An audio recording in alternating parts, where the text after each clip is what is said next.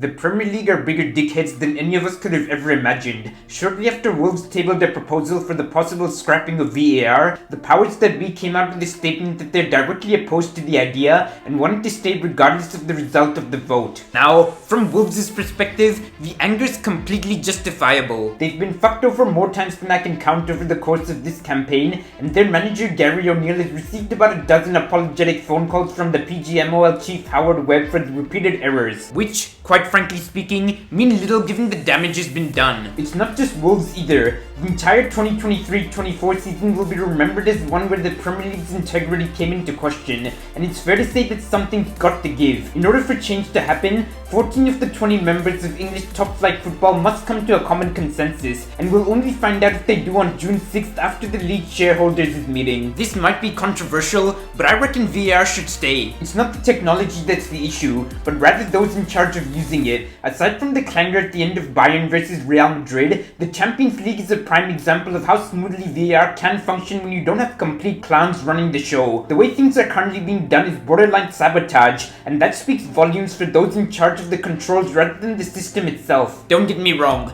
VAR is far from perfect either. It takes the emotion out of the game with what appeared to be iconic goals getting ruled out because the striker's toenail was offside. It's a nightmare for match-going fans as they haven't got a bloody clue what's happening in the stadium while some bloke hundreds of miles away analyzes the same thing for 5 minutes, diminishes accountability and in turn authority for the on-field official given the safety net they can fall back on, and has far too much room for ambiguity with this whole clear and obvious bollocks. That being said, the genie's out the bottle now, and it's no good trying to put it back in. It's a bit like moaning about smartphones. They've undoubtedly diminished human interaction as we once knew it, but it's not going away anytime soon either. I think people have short memories and have forgotten how wild things can get without the presence of technology. Down in the EFL, a defender can clobber a forward by two-footing him in the back, only for the referee to wave play on. A player could be about 5 yards offside, put the ball into the net, yet the linesman will keep its flag down without a care in the world. It's like the Wild Wild West, and will only give more power to referees to do whatever the fuck they want. Just a few weeks ago, Declan Rice kicked Ben Davis's balls into another dimension, and Michael Oliver, while staring right at the incident, signaled no penalty. Thankfully, VAR saved his blushes, but imagine the social media shitstorm if it wasn't present at all. Looking at the cold hard statistics, correct decisions have increased from 82% up to 96% since the introduction of VAR in 2019. Clearly, there's work to be done in increasing the speed while maintaining accuracy so as to not adversely impact the flow of the game,